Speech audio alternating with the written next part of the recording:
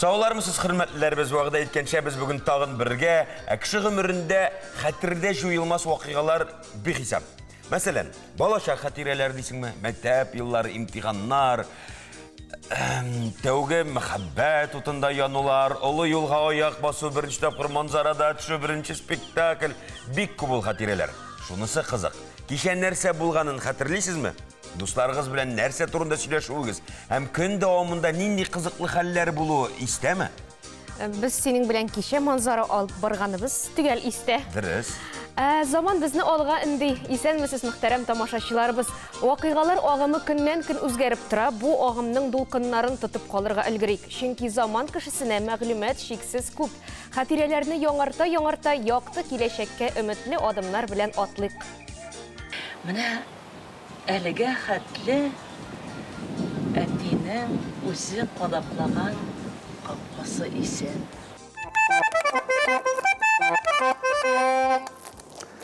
Әлеге кичкенә генә гармон шәхси заказ буенча Тульская гармон фабрикасында ясалынды. Минем күптән шундый бер хыялым бар иде. Девчата фирмындагы Тоси кебек, менә шундый зур батонган кура җиләге кайнатмасы ягып, тәмләп ашарга. Манзара тапшыруы үзе бер мөгъҗиза. Чөнки бу тапшыруда берсеннән-берсе кызыклы видео язмалар, күңелгә якын сәхифәләр бар. Кунакларыбыз: Шагыйрь, Татарстан китап нәшрияты мөхәррире Муса Җәлил, премиясе лауреаты Рифат Сәлах, филолог, полиглот, лингвист, телләр белгече Ләйсән Гарәфетдинова. Хәтта аралашырга куркып утырабыз, иманлы кешеләр белән. Саксофончы Ойрат Закиров, Композитор, җырчы, Әтнә Татар дәүләт драма театры артисты Риваль Хисмәтуллин. Бәхет бит ул күңел яктысы. Рәхәт яшик, гел елмаеп дәшик, чөнки гомерләр бирелә бер генә. Бер генә бәйрәмдә оннан башка үтми. Балаларның туган көне, туйлар, юбилейлар дисеңме, ул һәр вакыт теге яки бу чараның төп бизәге, кульминация ноктасы. Әле өстәвенә ул чын шатлык һәм яхшы кәеф чыганагы. Торт белән сыйланасың килдемени. Күпме көч һәм тырышлык кирәк бу кулинария шедеврын әзерләү өчен. Ашаган белми пешергән кеше генә әлеге татлы шөгыльнең нинди хезмәт булуын белә.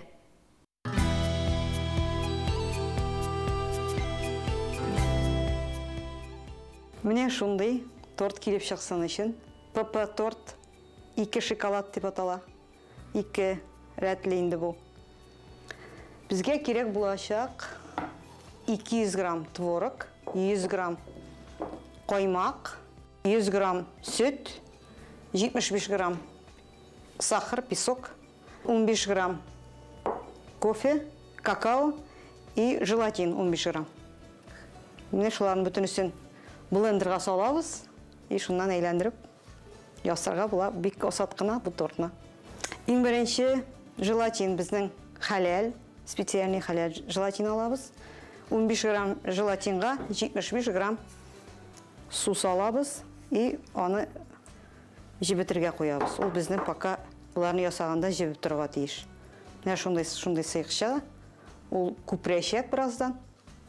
Без аннары газда изгенә эретәбез.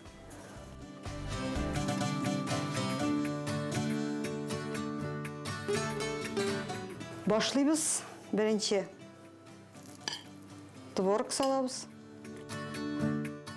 100 грамм сметана. Сөт 100 грамм.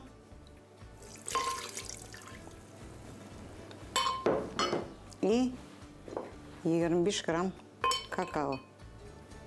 Бу безнең шоколад рәте бу өчен эшләнде. Җибәрәбез. Бу әзер булган коктейль шикелле ясалган әйберебезне. Менә кушабыз булгатып торып. Бик каты салкында булырга тиеш түгел безнең бу ясаган составыбыз. Безнең хәләл желатин белән кушылды состав. Ул әзер. Хәзер тортка беренче рәтен ясау өчен тортның соутына астына агып чыкмасын өчен менә шундый комыр ябыштырып чыгам мин. Беренче рәтен ясап битердек, салып. Шоколадный рәт булды. икенче рәтенә тагын нәкъ шулай ук какао кушмыйча гына эшлибез дә. Монсын 1 ярты сәгатькә холодильникка куеп торабыз, аннары икенче рәтен салып чакбыз. Менә шундый ПП торт килеп чыкты безнең. Чәйләрегез тәмле булсын. Эх, менә шул тортларны ашап тазармасаң да иде. Ярый, менә шундыйлар бар. Күп машисың шул рәхәтлән. Тамак тәмлене, күз моторны ярата ди халык мәкале. Бүген кура җиләге белән тәмтымнар көне. Бала чакта еш кына урамнан юшләнеп, суга батып керәсең бит инде. Чирләп китмәс өчен әниләр коры киемнәргә киендереп өстәл янына утырта, һәм кура җиләге кайнатмасы белән чәй эчертә. Кура җиләге татлы булса да, аны тәрбияләгәндә шактый тозлы тир түгәргә туры килә. Ул яктылык ярата, шуңа да аны агачлар күләгәсенә утыртырга ярамый. Саны китсәк нечкәлекләре күп, кура җиләген җыярга күпләр яратадыр. Ул нык пешсә, кагылуга учларыңа үзе сикерә. Өзелмичә торганына тиергә дә кирәкми, 1-2 көннән өлгереп бал җыяр.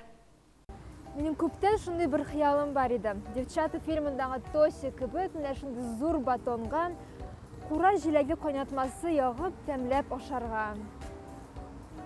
Ни өчен кура җиләге кайнатмасымы? Чөнки бүген көне шундый. Ул шул кадәр тәмле, файдалы һәм матур ки, хәтта елның бер көнен аңа багышларга булганнар. Аның турында күпме җырлар, шигырьләр язылган. Әгәр инде фильм һәм мультфильмнарда кайнатма турында сүз чыкса, ул һич шиксез кура җиләгенеке булырга тиеш. Сез аны яратасызмы? Яратабыз, біз бөтен вареньеларны яратабыз. Яратмыйм да, ашамыйм да. Но я люблю, знаете, какое? Не вареное, а вот когда его намнешь, засахаришь и вот поставишь и кушаешь. Я вот такой, оно как свежее. Конечно. У меня свой сад, огород, там малинка растет. Кура җиләге йөрәк, бөерләр, баш миешчәнлегенә уңай йогынты ясый. Ул фолия кислотасы һәм тимергә бай. Составында бакырда бар. Шуңа күрә депрессиягә каршы торучанлыкны арттыра. Ежик в тумане мультфильмын хәтерлисезме? Анда кыю керпе үзенең дусты Аюга кура җиләге кайнатмасы алып килә. Вот думаю, сейчас придешь, сядем, чайку попьем с малиновым вареньем. Ты ведь малиновое варенье несешь, да? А я и самовар раздул. А Карлсон, әлеге герой ничә банка кура җиләге кайнатмасын ашаганын беләсезме? Какие лекарства, ты же все с собой взял? Ну, А разве это помогает? Ой, ну начинай сейчас увидеть. О, я самый тяжело больной, самый тяжело больной человек.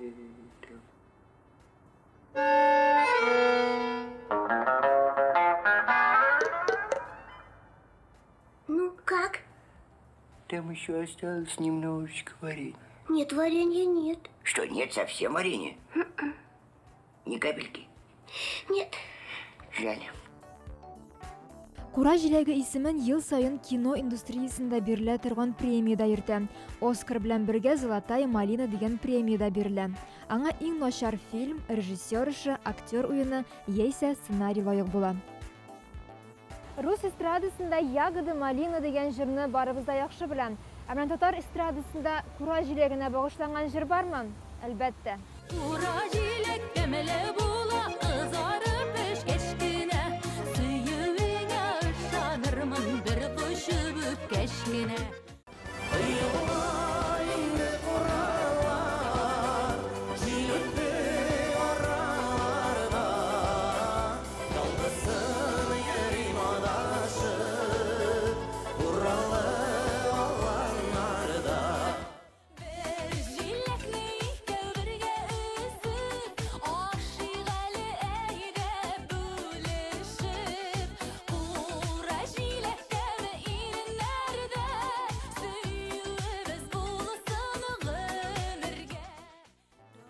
Кышка әзерләп куйган кура җиләге кайнатмасын бүгеннән авыз итә башлагыз. Кәефегез күтәрелеп китәр. Юкка гына рус фольклорында малина дип ирекле, матур, баллы тормышны атамыйлар. Көз җыйдык, ашадык, хәзер әйдә хәрәкәтләнеп алыйк. Әйдә сәяхәткә татарга тылмаш кирәкми торган кычакка алырдай Үзбәкстанга барабыз. Үзбекстан бик якын танышта кебек шулык вакытта серләре дә бихисап сәяхәт итү хыялларына чумып, Үзбекстанның Бухара шәһәренә тукталыйк. Бухарага аяк басу белән тынычлык тоярсыз диләр. Ул йөгереп йөри торган шәһәр түгел, аны әкрен генә, тәмен белеп өйрәнергә кирәк. Музейлардагы һәр экспонатны карагыз, архитектура һәйкәлләрендә һәр бизәкне тикшерегез. Бухараның төп мәйданы Регистанда гаҗәеп матур архитектура ансамбле урнашкан. Ул мәчет, манара һәм хаус, ягъни ясалма сулыклардан торучы Боло хаус комплексы. Аңа Бухара әмире Шахмарат 17-нче гасырда нигез сала. Бирегә ул халык белән бергә җомга намазына йөри. Октябрь инкыйлабына кадәр Боло хаус Бухараның җомга мәчете булып саналган.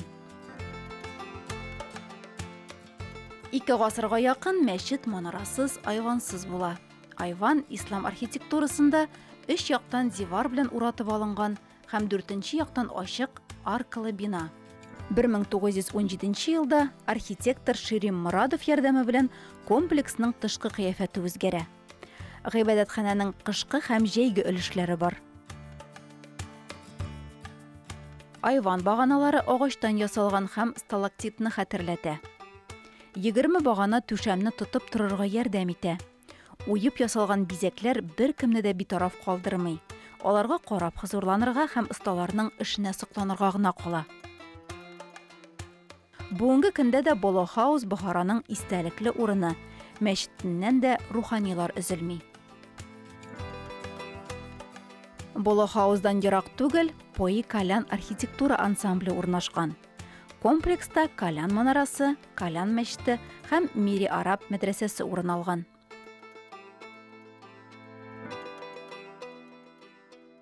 Калян мәчете Бухараның элеккеге төп мәчете урынында төзелгән. Зурлыгы буенча Үзбәкстанда гына түгел, ә бөтен Үзәк Азиядә 2нче урында тора. Беренчелек Сәмәркандтагы Биби ханым мәчетендә. Фарсы теленнән зур мәчет дип тәрҗемә ителә.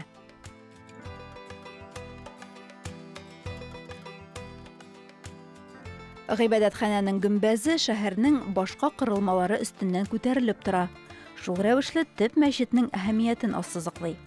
Архитектурасы 4 айванлы туры почмактан гыйбарәт. Мозаика һәм гарәп телендә язмалар белән бизәлгән төп керү юлы көнчыгышта.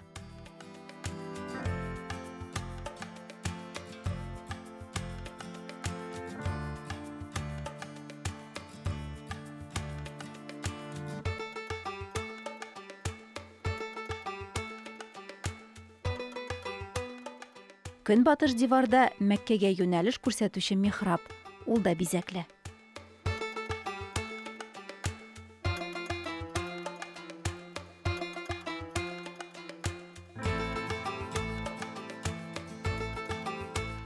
Калян мәчете ачык төрдәге гыйбадәт кылу урыны. Бер юлы 12 000 кеше сыйдыра. Ихатада мәчетнең беренче имамы кабере сакланган. Калян мәчете каршында 2 катлы Мири Араб мәдрәсәсе, янында Калян манарасы төзелгән.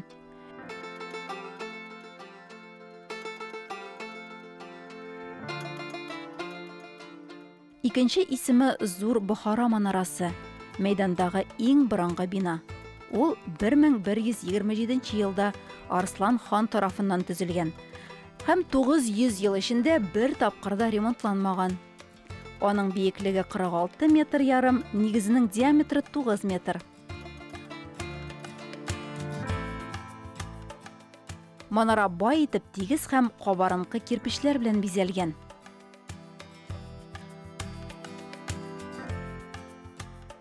Яктыртып куйганда да кырылманың түгәрәклелеге ачык күренеп тора. Мири Араб мәдрәсәсенең исеме Гарәпләр милке дип тәрҗемә ителә. Легендар уку йорты. СССРда хакимият тарафыннан танылган мөселман дин әһелләрен әзерләүнең бердән-бер үзәге булган ул. Биредә үз заманында дин әһелләре Равил Гайнетдин, Тәлгать Тәҗетдин белем алган. Уку йорты бүгенге көндә дә эшчәнлеген дәвам итә. Бухара дөньяның иң борынгы шәһәрләренең берсе. Аны күп вакыт әкият шәһәр, музей шәһәр дип тә атыйлар. Кабатланмас архитектура һәйкәлләренә бай тоелык шәһәр бүген дә бөтен дөньядан туристларны җәлеп итә. Бердәмлек, ярдәмчеллек, мәрхәмәтлелек авырлыклар килгәндә сынала. Махсус хәрби операция зонасында хезмәт иткән ир-егетләребез өчен туган җирләреннән һәр хәбәр дә зур сөенеч, рухландыручы, батырлыкка өндәүче көч булып тора. Меңләгән ватандашларыбыз тыныч тормыш аяз күк йөзе өчен үз-үзләрен аямыйча көрәшәләр. Батырларның якты исемнәре мәңгелек, кадерлик, онытмыйк, горурланыйк. Аяз күкләребез тыныч, дөньялар имин булсын.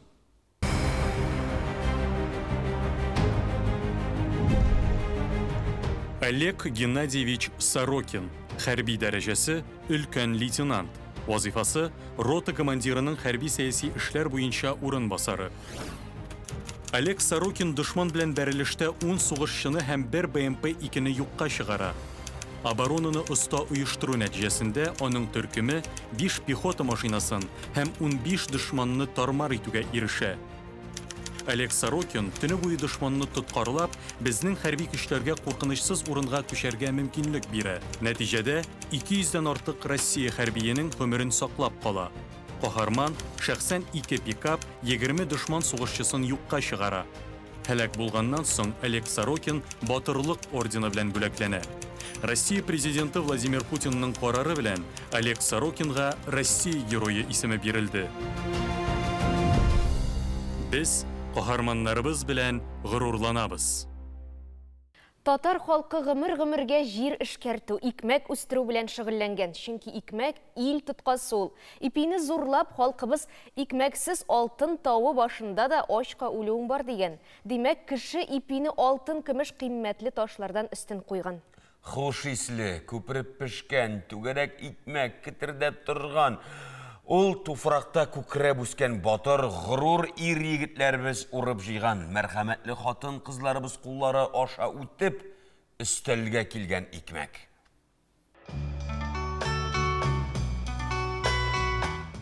Бер кайчанда искерми торган кадрлар була.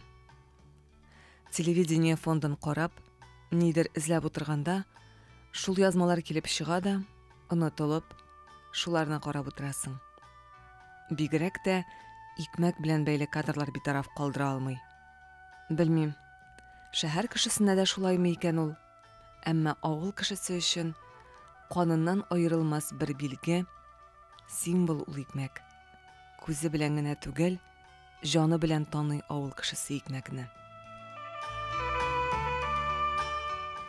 Телевидение архивындагы бу фильмнарда заманында күбрәк фәлән колхозда фәлән тонны икмәк, фәлән колхозда бик яхшы яшиләр кебек лозунг җөмләләр кабатланса да, аннан хәзер авылның шул вакыттагы сулышын халыкның йөзендә чамаларга була. Халык гомер-гомергә иген иккән. Авыл кешесен бу дөньяга тәне белән дә, җаны белән дә әнә шул бер кишәрлек җире бәйләп торган. Ил терәге икмәк дигән бабалар. Сабанга төшкәнче сабан туй үткәргәннәр. Иген чәчү бик мөһим мизгел булып саналган. Хәзер кемдер чәчеп, үстереп, пешереп бирә безгә икмәкне. Без хәзер үзләре шул икмәкне үстереп караган әбиләр кебек чәчүнең беренче көнендә кузгалдылар. Хәйре белән булсын. Аллага тапшырдык дип, әллә ничек дулкынланып та, тантаналы да итеп пышылдамыйбыз инде хәзер.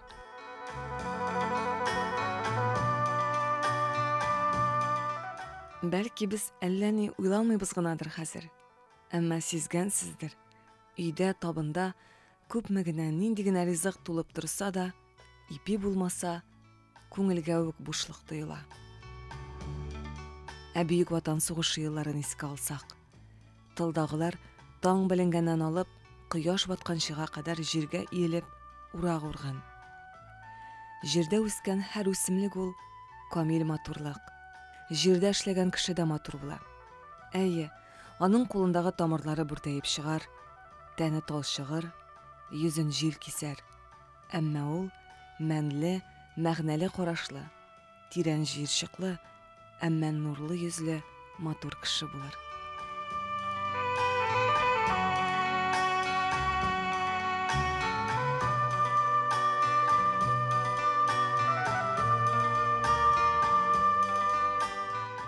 Ипи салучы хатын-кызның матурлыгын күргәнегез бармы сезнең?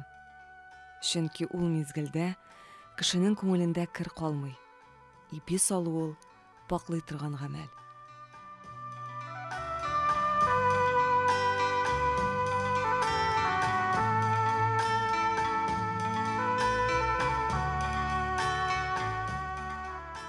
Өендә ипи салган йөзләр хәзер менә шушы архив кадрларында гына диярлек. Без хәзер кулланучылар. Ә менә икмәк игеп, җир сулышын тоеп, икмәк салып яшәгән борынгылар һәм бүгенгеләр дөньяны күпкә тирәнрәк аңлаучы һәм бәхетле кешеләр.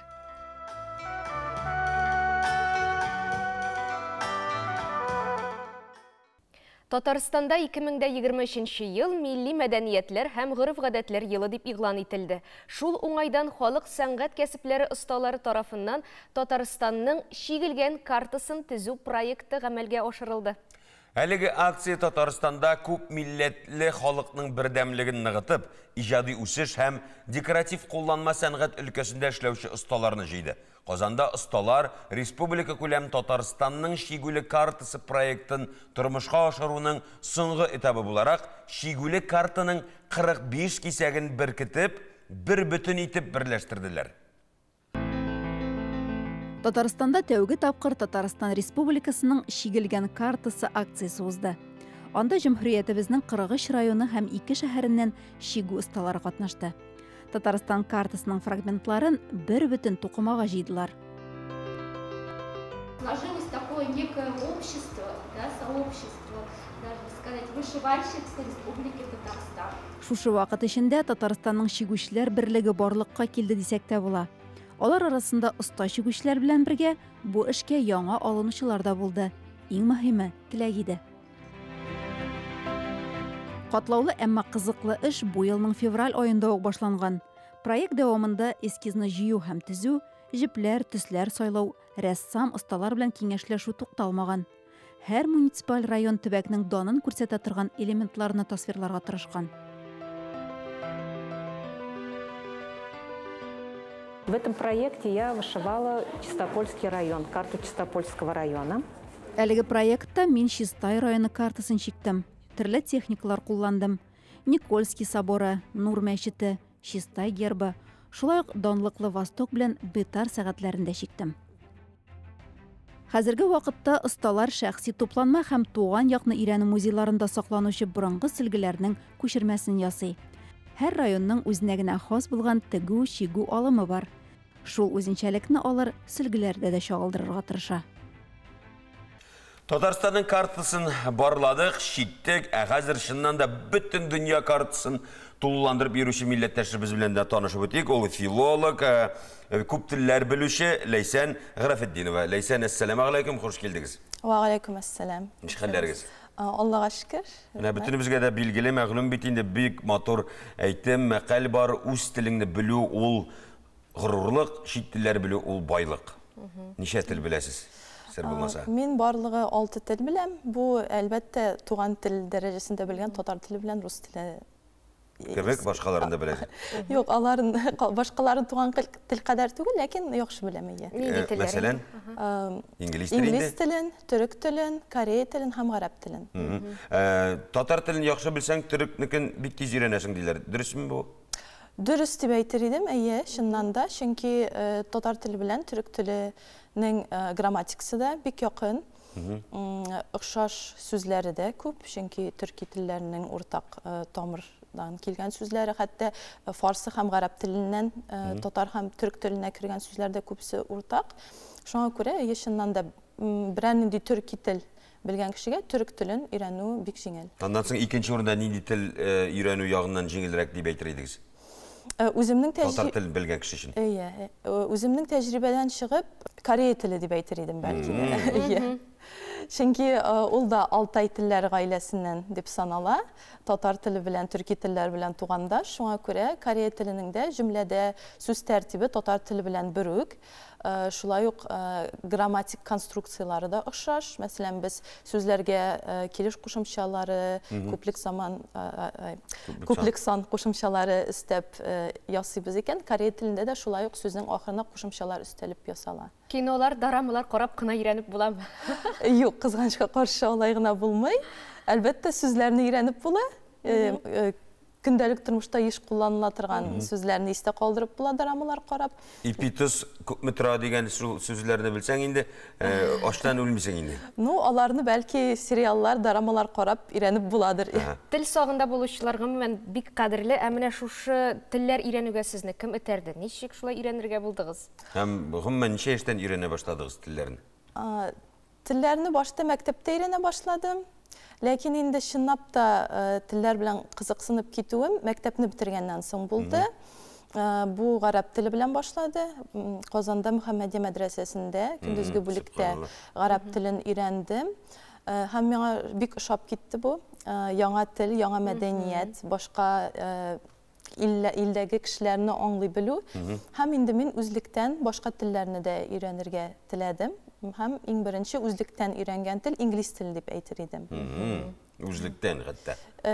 Мәктәптә булган базага өстәп инде Сез ниндидер курсларга йөрдегез булып чыгам инде. Юк, курсларга йөрмәдем. Идә интернеттан материаллар эзләп табып, үзем өйрәндем. Афәрин. Менә соңгы елларда нишләптер менә безнең Корея яшьләр арасында популярлашып бара. Сәбәбен аңлата аласызмы? Дорамалар дип уйлыйм. Чөнки үзегез дә менә Кореяда яшәп кайткан кешесез. Беренчедән, бу бәлки дә Корея дәүләтенең сәясәте. Алар үзләренең мәдәниятләрен, үзләренең телләрен дөньяга таныту өчен бик күп тырыша, бик күп акча сарыф итә. Аларның төрле программалар оештырыла. Бу нидә Иң беренче чиратта бу мәдәният аша чагыламы инде? Чөнки аларның җырлары, кинолары белән бөтен дөнья тулды бит инде хәзер. Яки бүтән формаларда бармы? Алар минемчә бөтен яктан киләләр. Бары тик мәдәният кенә түгел. Алар үзләре чыгарган әйберләрне саталар. Машиналар, телефоннар, электроника. Булай караса, күп кенә бөтен дөньяда күп кенә кешеләр нәкъ менә Көньяк Кореяда җитештерелгән машиналарга утырып йөри. Аларда чыгарылган телефоннарны, компьютерларны куллана. Ләйсән, сез бит үзегез дә Кореяда булдыгыз, шулай бит?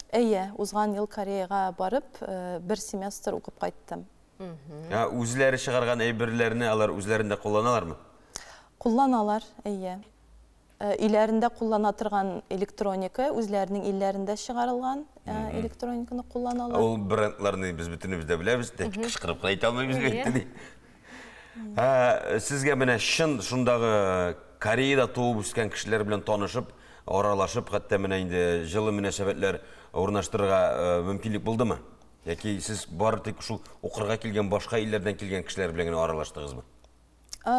Тырыштым бераз Корея кешеләре белән дә аралашырга, ләкин гомумән Азия халыкларының чит кешеләр каршысында бик үк җиңел генә ачылып китмәү проблема да түгелдер инде. Шундый яклар. Нидер саклык чарасыдыр дип атарга була. Шундый характерлары бар. Шуңа күрә алар белән җиңел генә якынлашып, танышып китү килеп чыкмый. Җиңел түгел, Шуңа күрә әлбәттә күбрәк башка илләрдән килгән студентлар белән аралаштым, ләкин башка телләрне өйрәнүче кореялылар, үзләре дә башка илләргә барып сәяхәт итәргә теләүче кореялылар чит ил кешеләре белән бик яратып аралашалар. Шуңа күрә бер-ике кыз белән таныштым. Үзләренең туган шәһәрләренә кунакка да чакырдылар. Бардым, күрсәттеләр, йөрттеләр, таныштырдылар шәһәрләре белән. Ләйсән, үзегезгә иң якын тел? Татар теле әлбәттә. Яшыл татар теле дигәннән саубулашыр алдыннан шуны беләс килә. Biz bir нәрсә дисәк тә дәүләт эчендәге бер дәүләт безнең Татарстанга мөнәсәбәтләрен ничек? Татарстанны беләләрме? Аралашкан, бергә укыган студентларыгыз. Татарстанны Корея кешеләре белмиләр. Қайдан келдің деп сұрағаш, Татарстаннан дегеш, олар Өзбекстаннан, Қазақстаннан, қайдан деп сұрайлар. Шоң өкірі менде әр вақыт телефонда неден поисковиктан Татарстан турында мәгълүматлар табылып қойған еді, Корея тілінде болса Корея тілінде. Һәм инде алар аңламағаш Татарстанның нәрсе екенін, мен арғы ашып күрсәтәйдім. Менә қарағыз, менә монда бераз оқығыз, теләсәгез үзегездә эзләп табып күбрәк укый аласыз дип. Без генә булса да сез танытқансыз безнең Татарстанны. Танытырга тырыштым, чыннан да.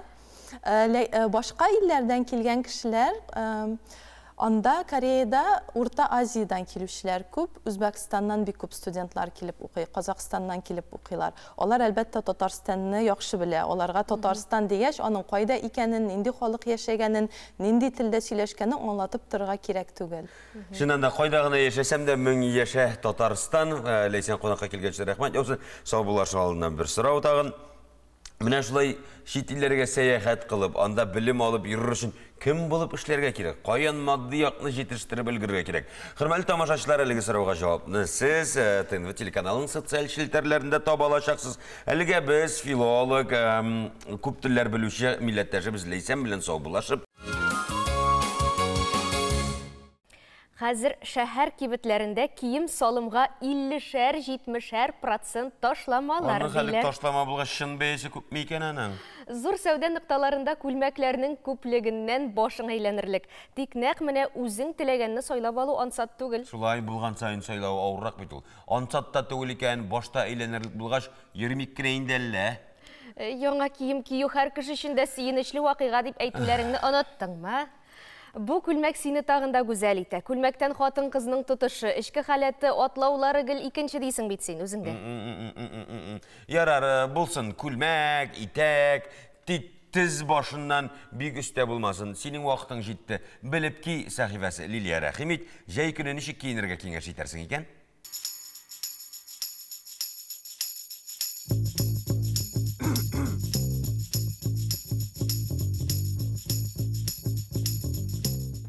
Исәнмесез, җәй дәвам итә. Дизайнерлар инде күптән көзге трендлар турында уйлана башлады. Ә минем әле бердән көзге темага кагыласы килми. Шуңа күрә бүгін дә җәйге трендлар темасын дәвам итәбез һәм иң актуаль киемнәрне барларбыз. Алар арасында нечкә җилкә баулы күлмәк сарафан бар. Аның арка өлеше тулысынча ачык булса, ул бу сезонның хиты. Мондый күлмәкләрнең аеруча А силуэтлары модада. Әгәр аягызга кроссовка, кеда кебек аяк киеме сайлыйсыз икән, мондый күлмәк эченнән спорт топлары киеп калдырырга мөмкин. Футболка белән кию дә актуаль булып кала. Оверсайз футболканы күлмәк өстеннән кисәгез дә трендлы образ килеп чыга. Футболка урынына рубашка яисә жакет та кияргә мөмкин.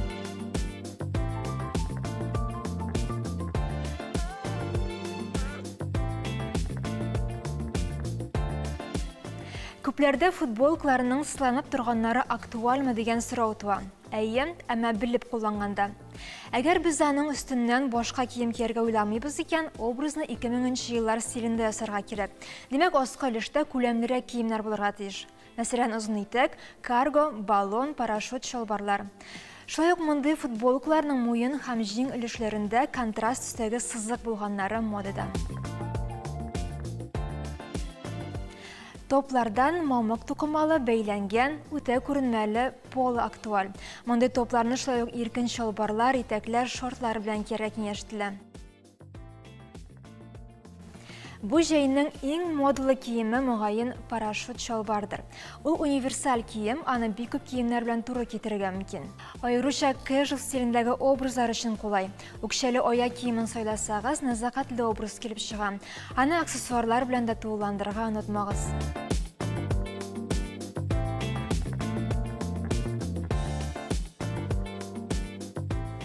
Каршылыклы сораулар тудырган тагын бер кием, дөресрәге киемнәрне туры китерү усулы миди итәк белән озын футболка. Дөрес итеп туры китергәндә бу бик трендлы образ. Минимализм, гранж стильләрендәге мондый образ бу җәйнең хиты дисәк тә ялгыш булмас. Бу очракта аяк киеменнән калын табанлы кеда, вьетнамка, аксессуарлардан чокер яисә күп катлы муенсалар сайлагыз.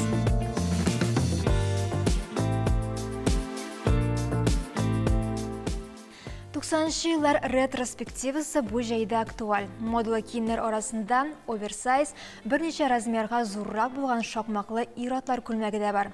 Ул киң озын шорт һәм кыска топ белән килешә.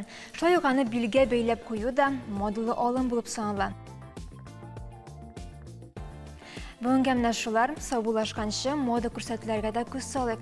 Стилистлар идеяларны нәкъ менә алардан эзли. Без дә илһамланып алыйк әле.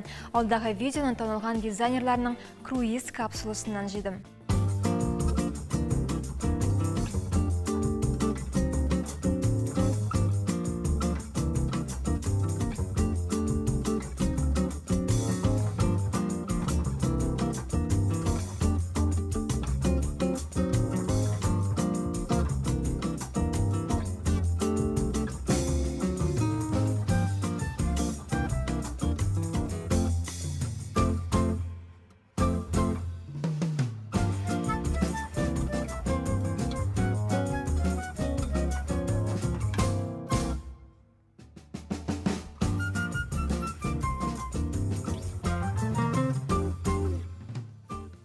Трендларны түгел, үзегезгә килешкән киемне эзләгез. Модада булган әйберне түгел, кирәкле әйберне табу мөһимрәк. Мода күп очракта ясалма, ә менә стиль хисен бер әйбер белән дә бутап булмый. Бу Италия дизайнерлары Доминика Дольче һәм Стефано Габбана фикере. Килешмичә мөмкин түгел. Сез дә һәр вакыт килешкәнне сайлагыз дигән теләктә мин сезнең белән саубуллашам. Ничек шул кадәр йөрәк аша үткәреп, җанны тетрәндереп уйнап була икән. Театрда залдагы тамашачы вакыйгада үзе катнашкан кебек, тын да алмыйча аны карап тыңлап утыра. Тукай премиясе лауреаты, Татарстанның халык һәм Россиянең атказанган артисты Дания Нуруллина бүген Казаным сәхифәсендә. Сәхнәне күңел нуры, жан җылысы белән кояштай нурландыручы, бош рольләргә генә түгел, эпизодик рольләргә дә жан өреп, кабатланмас образлар тудыру сәләтенә ия ул Дания Нуруллина. Тик тормышта төрле вакыйгалар була, кайберләрен хәзер сез үзегез дә белерсез. Ул үзе турында хәтта мин туарга да тиеш булмаганмын дип сөйли. Бүген мин үземнең туган нигеземә, туган йортыма килдем. Шушы йортта минем бала чак, үсмер чакларым узды. Билгеле, бу йорт инде яңартылган хәзер. Ул йортта бик күп әти-әнинең балалары һәм иң соңгысы мин. Апаның сөйләве буенча мин 8нче бала. Минем әти-әни Спас районы Әшмәр авылыннан килгәннәр. 37нче елны Казанга килеп урнашканнар бүтән балалары белән. Әле ул вакытта мин уйда да булмаганмын. 46нчы елны сугыштан соң мин дөньяга киләм. Biz яшәгән урын Калинин бистәсе дип атала. Калининский поселок урысча. Шушы урамның азагында инде 114нче мәктәп, мин анда укыдым. Аның янында теплоконтроль заводы. Абыйлар, әти дә шунда эшләде, шул заводта. Менә шуңа күрә бик кадерле инде миңа бу урыннар. Менә безнең монда да бакча бар иде, кичкенә генә. Менә анда Антоновка алмагачы үсә иде. Ул шул кадәр биек иде. Шундый зур-зур алмалар үсә иде анда.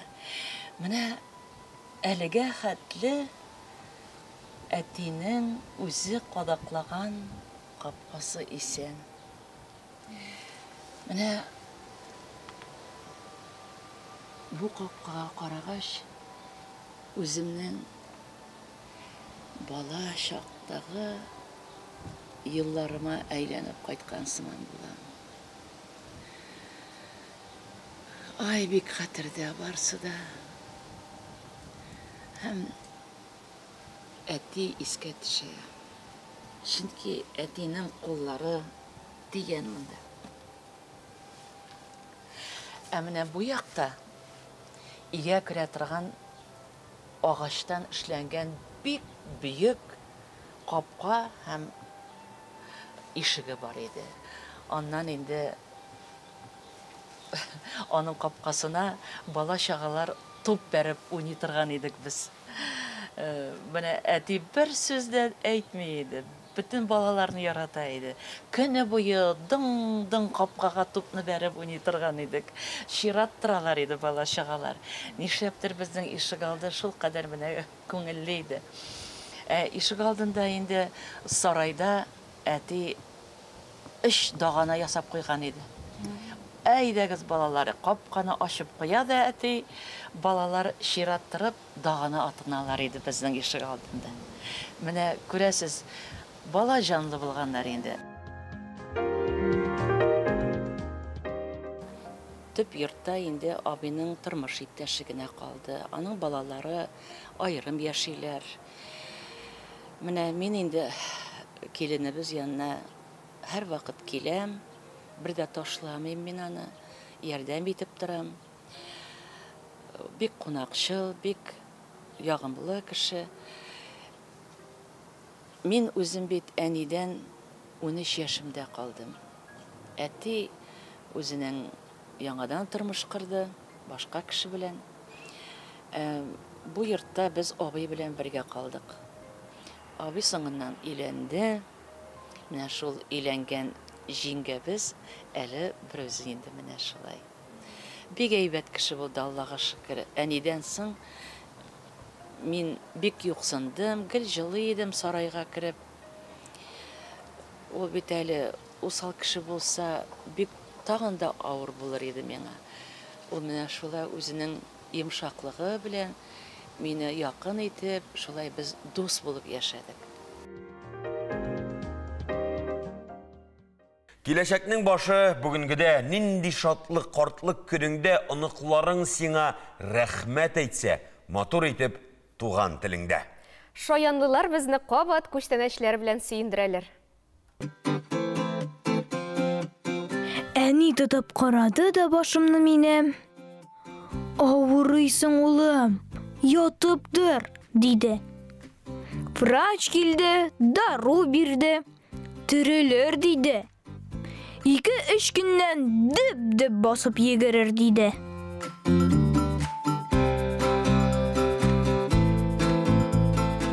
Әни минем янымда гел саклап утырды. Җылыткыч куйды муенга, дару йоттырды. Кура җиләк кагы белән шәйләр эчерде. Тәмле-тәмле пәрәмәчләр, ашлар пешерде.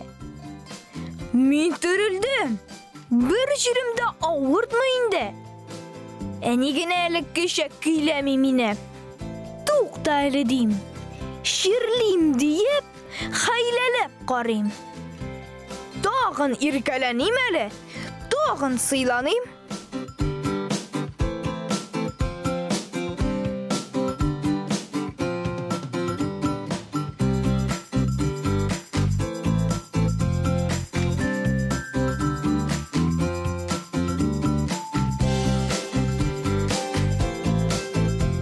Бер көнгәчә кулын куйды әни башыма. Күзгә карап, озак кына торды каршымда. Ай-хай, улым, юккан сиңа ширнең бик зуры. Врач чакыртып тормабыз инде бу юлы. Урыныңны җый, юын, киен, ашап ал элек. Ялганлап туру килешми.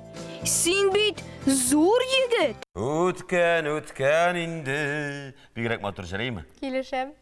Телевидение тапшыруларын әһәмиятле, эчтәлекле, матур форматлы итеп әзерләп эфирга чыгару бер дә җиңелләрдән түгел икән. Менә моны белүең әйбәт. Аны югары сыйфатлы итеп тамашачы хузурына җиткерү дистәләрчә тиешле белемле һөнәр ияләренең иҗади фидакар хезмәтенә бәйле. Татарстан Яңа гасыр каналы 20 ел эфирда. 20 ел без Татарстандагы барлык вакыйгаларны яктыртып барабыз. 2003 елның 25 июлендә Россиянең ел менеджеры исеме Муса Җәлил исемендәге Татар дәүләт опера һәм балет театры директоры Рәүфәл Мөхәммәтҗановка бирелде.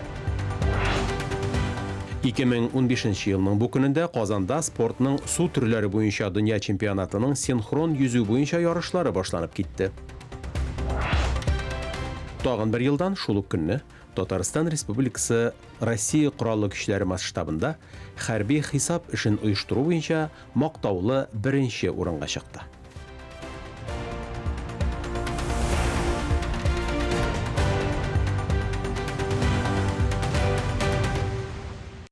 Иқтибар еткеніңіз бардыр, театр костюмнары персонажның холқын көрсәті. Пьесадағы вақиғалар ағышын, хәтті тарихи бәрілішлеріні де тасвирлый ала. Сәхнә киімнәре үзі бір тылсым. Олар мақсус бүлмәдә саклана. Һәр костюмның үз саны, үз тарихы бар. Келесі видео язмада әтнә Татар дәүләт драма театры костюмнарын көрербез.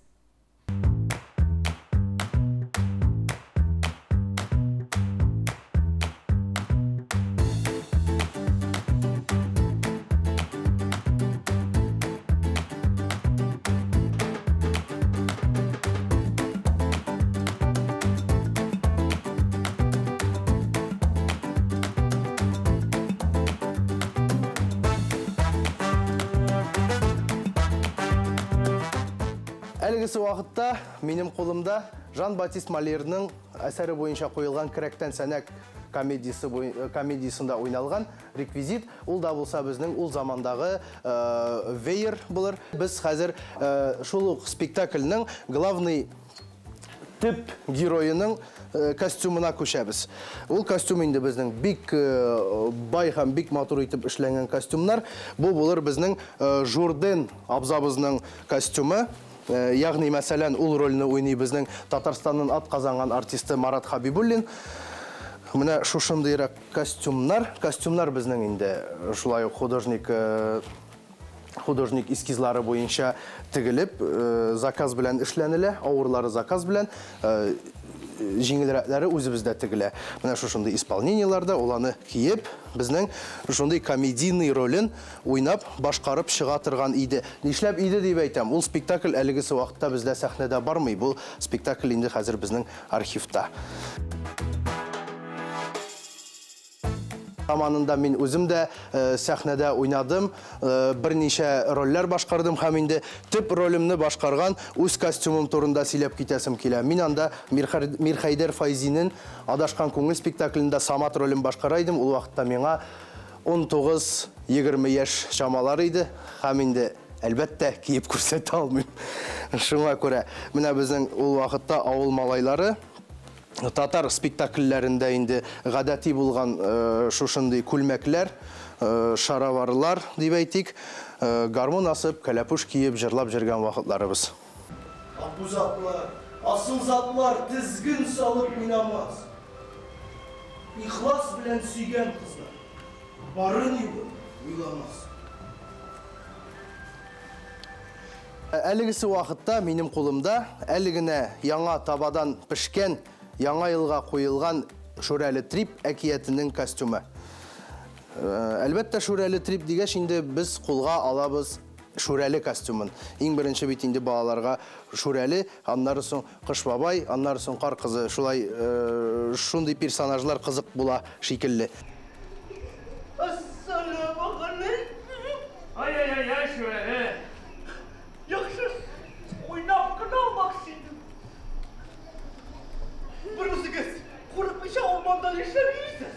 Сүз әкиятләр турында киткән икән инде, димәк әкият турында дәвам итәргә дә кирәктер дип уйлыйм. Хәзерге вакытта минем өстемдә үзем 12нче елның уйнаган костюмым. Бу инде костюм, куян костюмы.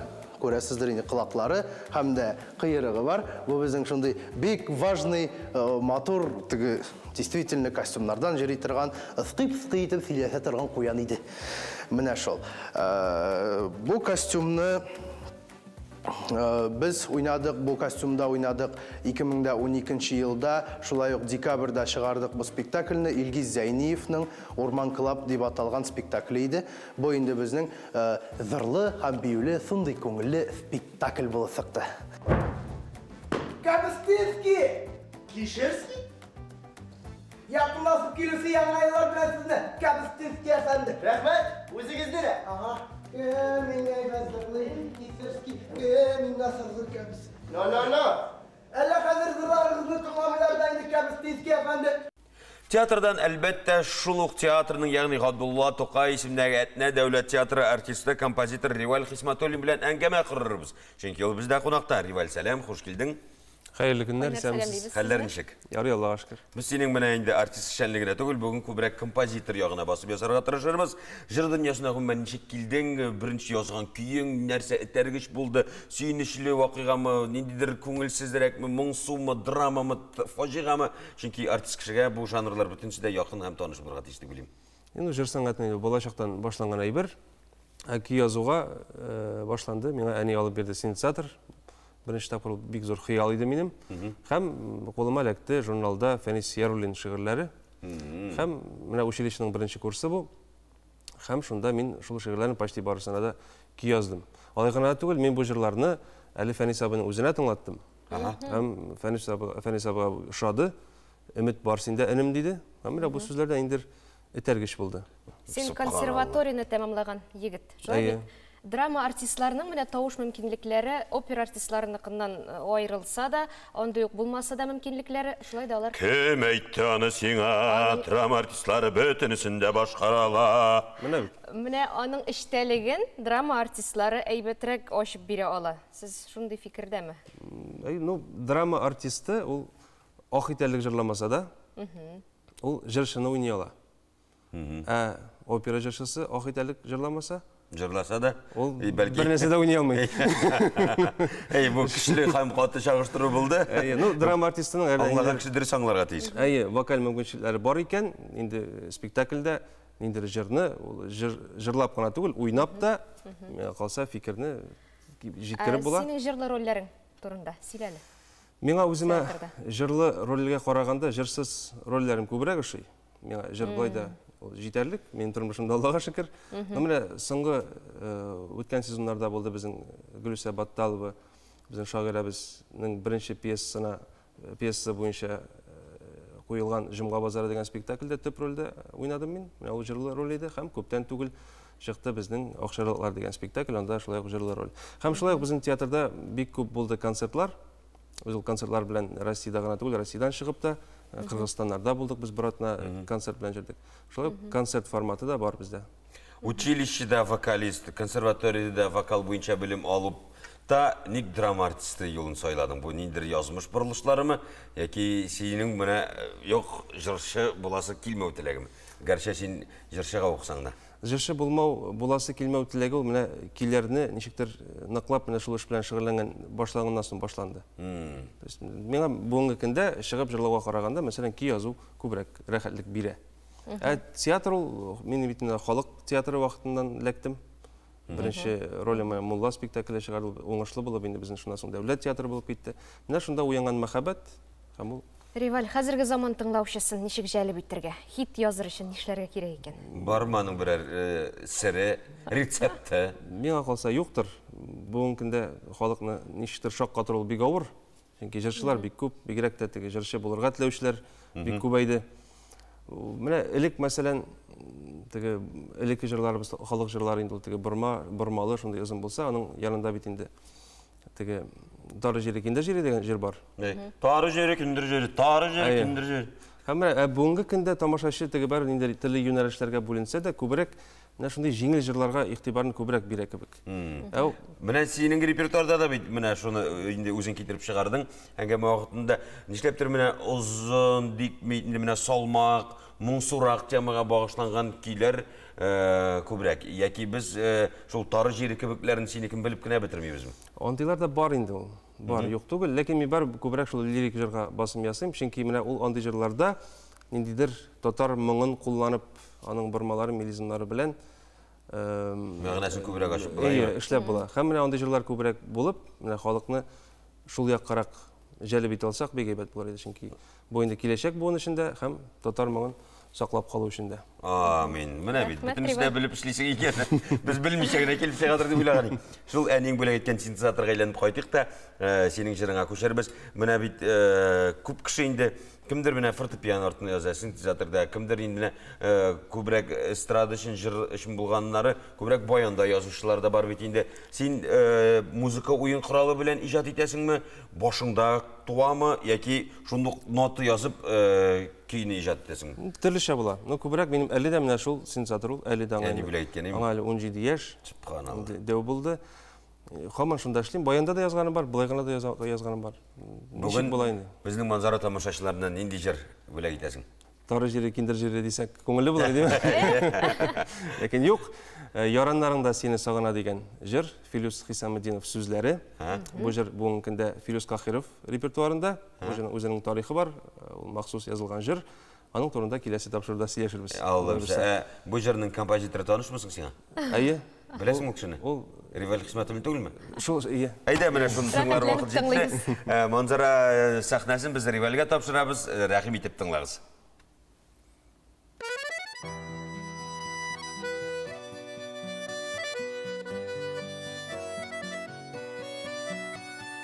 Югалтым бит сине бердән бере. Көнгә ашым йөрәк серләре, моңсулана җаным, юксынамы, чәчәк атмый синсез гөлләре. Хыялымда ұшам үткәннәргә, иң бәхетле парлы чагыма. Тәрәз төбем бушап калган кебек, яраннарымда сине сагына.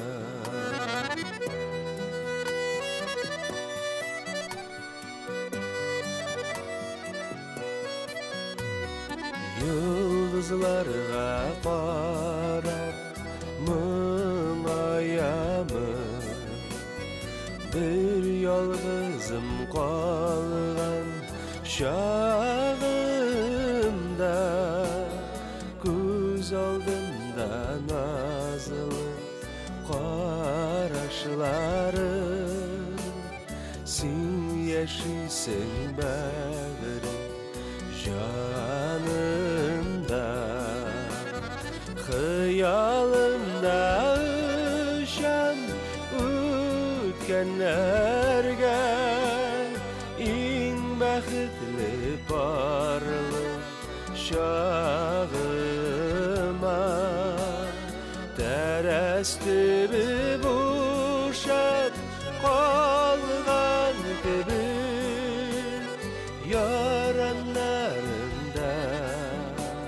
seni sağına.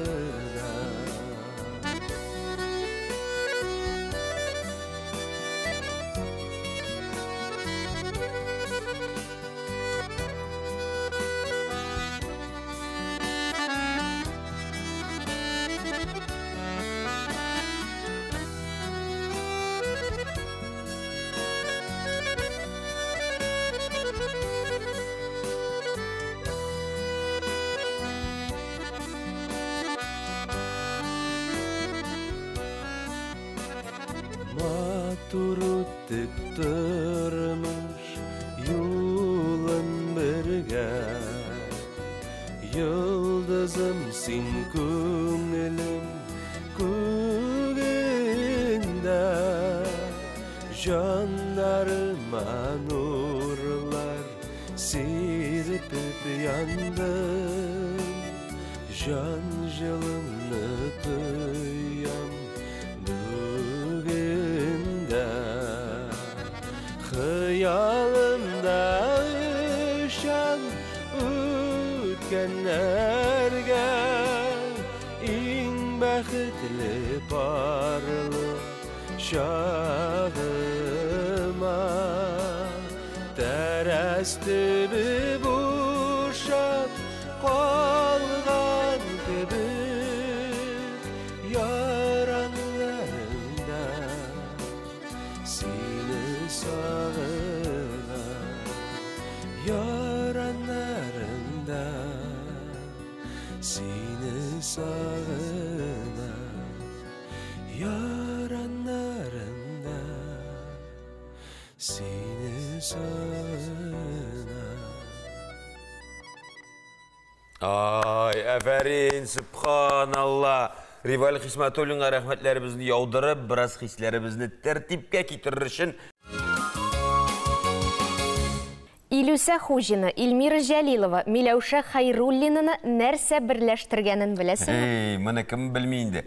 Жыршы, шағир һәм композиторны жыр берләштірә дип уйлыйм. Сен хаклы, киләсе видео язмада Мин Казанда калам жырының тарихы белән танышырбыз. Тәрәзәдән карый төбәп төнге Казан.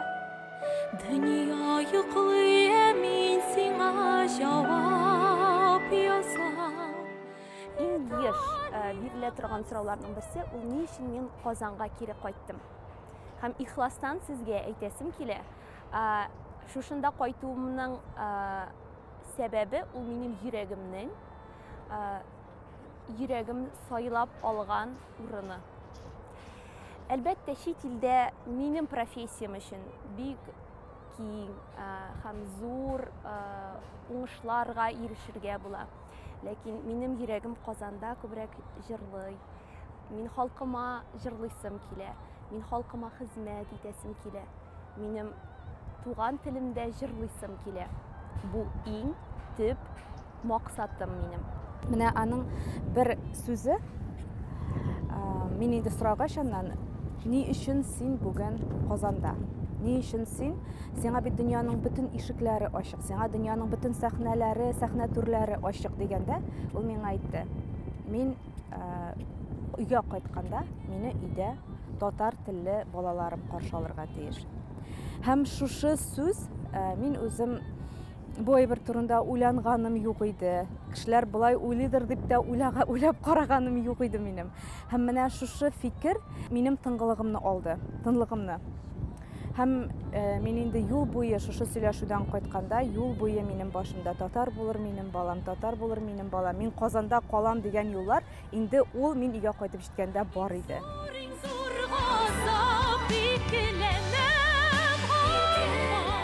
Бик матур, бик стройный, музыкальный шигырь булды. Әмма мин Илмирага туры әйттем, җыр туса, җиңел туса, ул булыр. Әгәр дә мин процесс бармаса, инде язмыйм. Бу махсус минем өчен, минем тарихым язылган әсәр.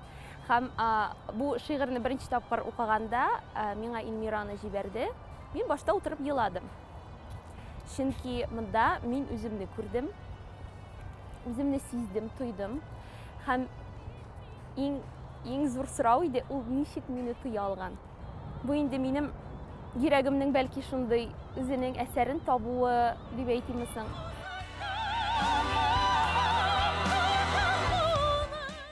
Минем менә хәзер язылган җырлар арасында бу җыр иң кадерле, чөнки ул иң патриотик җыр. Тәрәзәдән карый төбәп төнге Казан. Дөнья йоклый, мин сиңа җавап язам. Италия. Мин һәрвакыт уйлыйдым менә җыр язганда, әгәр дә ул тема, ул фикер, ул борчу җырчының күңелендә, җанында яши икән, җырчы бу җырны шул чакта гына яшәп бирә ала. Ул бер кайчан да минем кичерешләрне яши алмый. Бер кайчан да бүтән кешенең кичерешен менә нәкъ шушылай Илүсә шушы җырны яшәгән кебек иттереп, әгәр дә бүген Илүсәнең менә йөрәк тибешендә булмаса, шушы уй, шушы борчу, шушы бәргәләнү, шушы кичерешләр булмаса, Илүсә бу җырны бәлки бу кадәр иттереп җанга үткәрелмәс иде.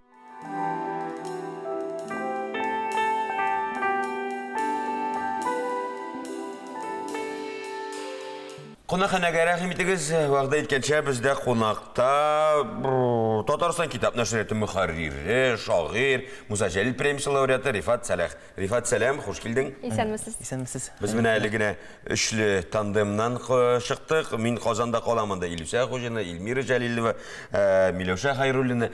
Міне сенің шиғырлерге де жырлар жазыла ма? Мен шиғырларда шындай жырлар yazıla. Шулық Милеуша Хайруллина yazған, Илмира Кәлимуллина башқаруында Ақ фәріште жыры. Міне бит, нәқ үстіне басты болып шықты. Жырының исімі де бит, Ақ фәріште. Міне біздің енді тұрмыштағы фәрештелеріміз деп етегеймі? Балалар китабы қимы, қызық саналар ма? Аллаға шүкір, балалар бек китапны яраталар. Енді қазір мен әдеби марафон түгелленіп келем. Шул әдеби марафонда да біздің Татарстан китап нәшриятының китапларын бик көп оқилар. Менә монда иң көп оқылған китапларның кайберләрен алып келдім сезнең каршыгызга. Әдеби марафонда балалар катнашамыз. Чөнки нишләптер менә без өлкәннәр һәм күбрәк хатын-кызлар бәйгесе дип инде кабул итә башладык. Менә шу соңгысы, соңгы әдеби марафон дип әйтегәндә, соңгы әдеби марафон ул нәкъ менә балаларга багышланган иде. Анда инде мәктәп балалары, алар бигрәк ял вакытында, хәзер каникул вакытында алар китап укыйлар инде. Менә тырышып 21 көн буе. Менә инде ярыша. Менә баш бармак, баш кашы, имен бармак, имен ташы кебек уеннарны беләбез бит. Менә шундый уеннар белән балаларга берәр китап чыктымы икән? Безнең әлбәттә андый китапларыбыз да бар. Безнең минем монда күбрәк шигъри китаплар, инде хәзерге вакытта әдәби марафонда укылган китапларны алып килгәнем. Әлбәттә андый китапларыбыз бар, иң кичкенәләр өчен дә карточкалар да бар. Бездә сөйләшә торган китаплар да бар. Монда алып та килгәнебез бар инде. Шуңа күрә, Аллаһка шөкер, баш бармакларга да, имен бармакларга да барсына да китап җитәрлек минемчә. Инде теманы күбрәк үз итәләр безнең балалар. Тарихимы яки фантастикамы? Ничек дип әйтим, беренче шартта безнең үзебезнең үзләре белән килеп чыккан кызыклы хәлләр турында язылган әсәрләр, әлбәттә инде әкиятләрне бик яраталар балалар. Бу фантастика дип әйтергә дә була. Тарихи әйберләр турында китапларыбыз бар, ләкин барыбер күбрәк әкият яратабыз инде. Тарихны әкият аша өйрәнәбез монда. Аңлатабыз, әйме? Шәхсән үзегез нинди әкиятләр укыйсыз балаларга? Балаларга үзем уйлап чыгарган әкиятләрне укыйм, мисән үзебезнең идея дип әйтгәндә, шулай ук бер тарихлар укырга тырышам. Һәм әлбәттә инде тотар калган әкиятләрен алар бик яратып Камыр Батырны тыңлыйлар. Әллә ничә мәртәбә кабатлап сөйләп. Менә бу җыентыкларның без инде күбесен күрдек, алар белән таныш. Менә яңасы күзгә шалына татар халык әкиятләре дигән, шул әкият турында сөйләшкәч, шул җыентыкка да тукталып үтик әле. Менә бу татар халык әкиятләре дигән китап хәзер чыгачак. Безнең Татарстан рәисе каршындагы безгә милли төрле милләтләргә ярдәм фондына дип әйтгәндәй. Татар телен саклау һәм башка милләтләрнең телен саклау комиссия ярдәмендә. Шул комиссия ярдәмендә чыгачак алатлыса. Һәм инде бу бөтен мәктәпләрдә таратылачак. Инде буны һәрбер мәктәптә тиздән укып булачак. Аның тагын бер үзенчәлеге шунда. Әлеге дип балалар бакчасында да таратырга кирәкмәс микән? Балалар бакчасында да бардыр инде гайнансын. Бу китапка ниндидер яңа әкиятләр дә кергәнме? Монда әлбәттә шул без белгән әкиятләр микән? Монда әлбәттә барсы да без белгән әкиятләр. Алар бик яхшы эшләнгән. Һәм менә бу рәсемнәре бик үзенчәлекле. Һәм рәсемнәр турында әйтәсем килә. Безнең инде Татарстанның халык рәссамы дип әйтик. Фәридә Хәсьянова рәсемнәре булар барсы да. Һәм менә монда шушы ул булай гына ясамаган, аннан һавадан алып кына. Чөнки һәрбер бизәгә бу татар халкында булган рәсемнәр. Һәм шушыңа карап, татар халкының этнографиясын өйрәнергә мөмкин дип аңлаттылар.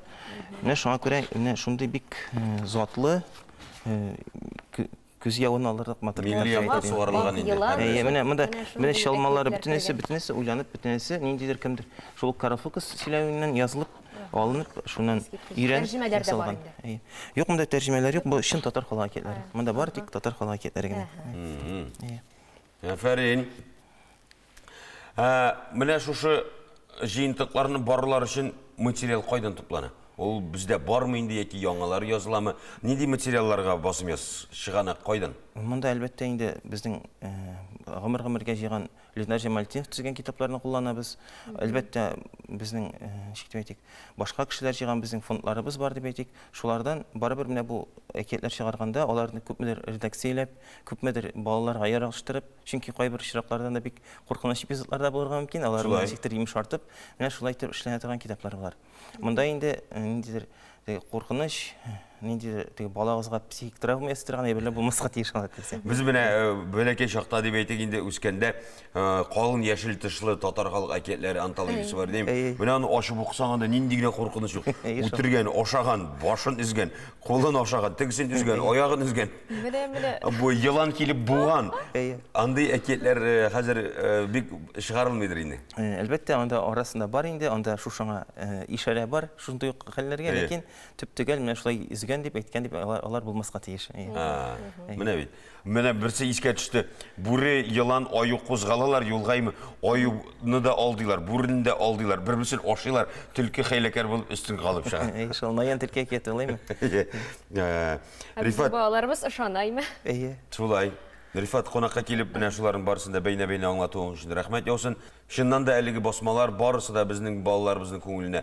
Хош келсін, тілімізні, милләтімізні өстіруде зор файда кіртсін еді. Зор бұрыш болып тұра өткенді біздің істе. Бек зор рахмет сізге. Бізге рахмет шақырыңыз үшін. Гармонның тарихын білесің ме? Білем десем де ялған, білмейм десең де ялған. Яңғырашы ойнау алымнары білен барлық ойын құралларынан ойырылып тұрған гармонлар Россияда 1830 елларда пайда була. Татарлар аны ясауны біріншілерден болып өзілештіре башлай. Қазір ise талатлы виртуоз баяншы Ильяс Шариповның гармонлар топланмасы білен танышайық.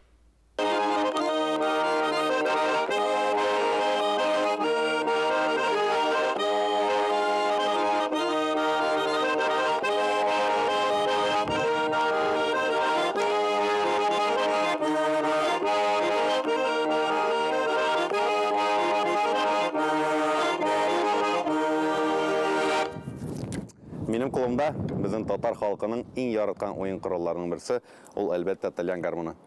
Әлі гармонны мен біздің ауылдағы бір бабайдан сатып алып, Айрат абай Харисовқа реставрацияға беріп, іш етіп шыққан ең яратқан ойын құралларының бірісі бұл.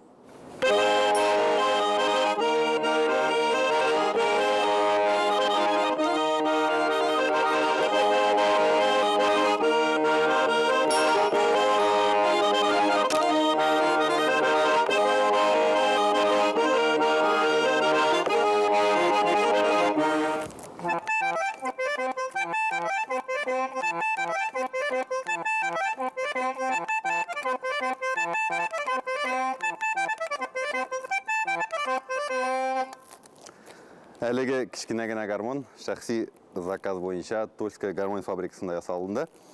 Әлігі гармонның өзіншелігі нәрседе, мұнда бір гіне рәт, һәм мұнда жейдігіне клавиша. Һәм міне шушы гармоннан күй шығара керек.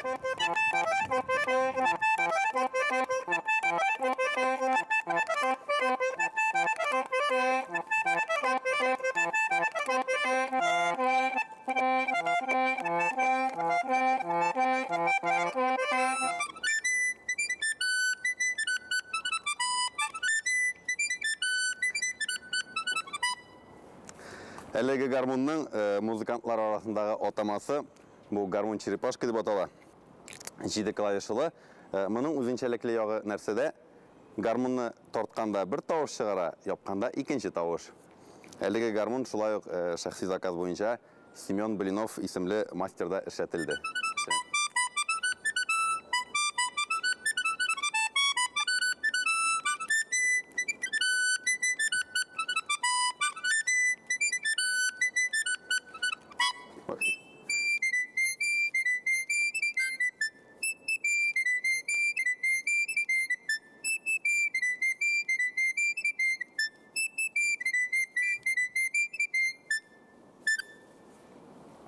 Әлігі гармон менің коллекцияда ең кішкене гармонларының бірісі.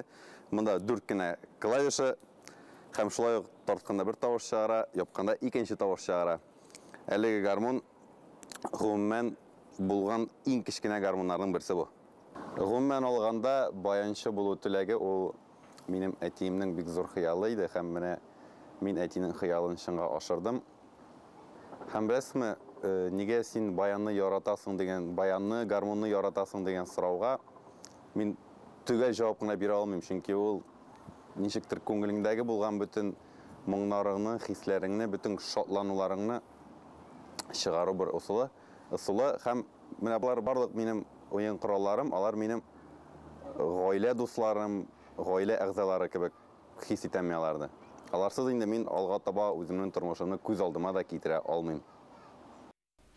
Бір музыканттан икенчесіне көшейік, бірсін сюжетті көріп қызырлансақ, икенчесі студия қонағы. Рүстем Закиров білән Люция Мусинның бірінші балалары, бірінші ұллары Айрат Закиров. Айрат, сәлем, қош келдің. Хейлі ертелер. Қайнар сәлем сеңа. Әлің нешек? Альхамдулилля, Аллаға шүкір. Мен бір шылай ғана болсын. Міне, біз әлігіне баяншы турында сюжет қарап өттік.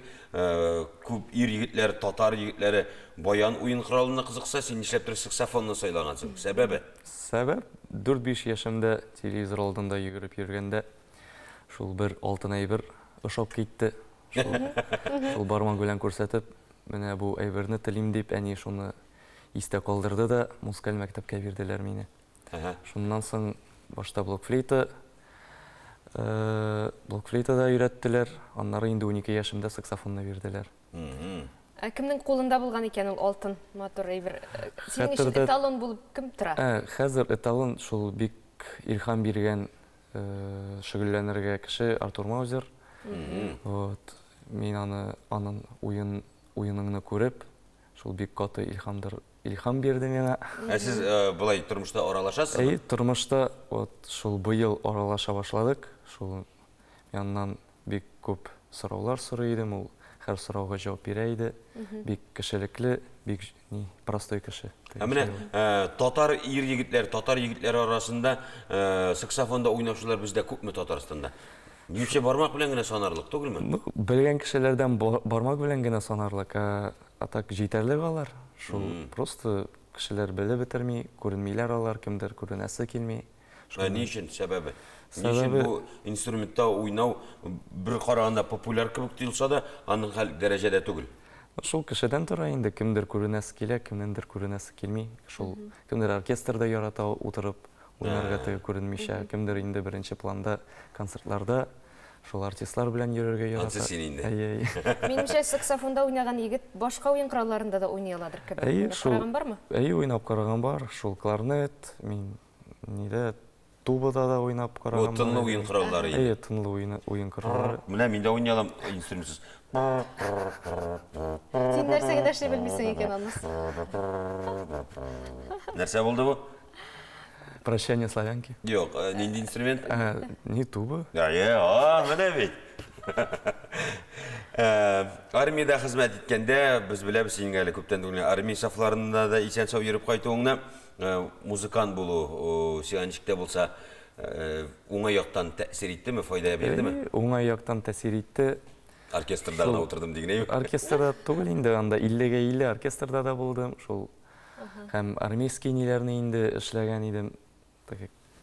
Кабельне бик каты итеп кафат итә идек. Казы идек. Шул инде теге 9 майда Кызыл площадьта, Кызыл мәйданда выступать иткән идек, шул теге җиңү парадында. Шул бик зур опыт биргән иде. Аллаһка шөкер. Бүген нинди ки башкарасың безнең манзара тамашачыларына? Җиз кыңгырау моңнары. Субханалла. Рәхмәт, эшеңдә уңышлар. Менә синең уйнавыңнан тамашачылар менә дәртләнеп, яшәү теләкләре артып торсын. Син инде үзең беренче планда булуын сайлагансың икән, шул беренче пландан чыгып калмаска насыйп булсын. Рәхмәт, Айрат, студияны тагын да яктырттың. Рәхәтләнеп тыңлайбыз сине. Манзара сәхнәсен Айрат Закировка тапшырыйк.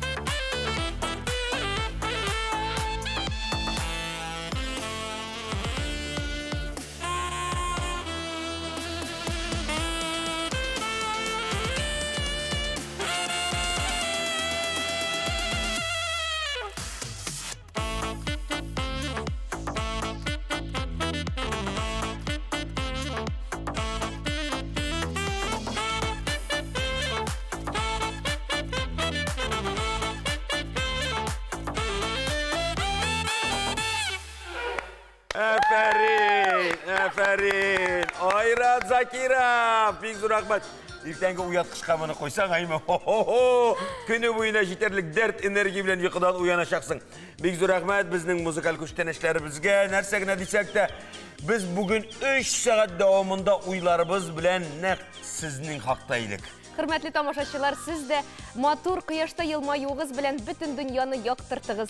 Ә без сезнең белән сау булашабыз. Киләсе очрашуларга кадәр сау булыгыз. Хөрмәтләребез. Айрат, Әфәрин.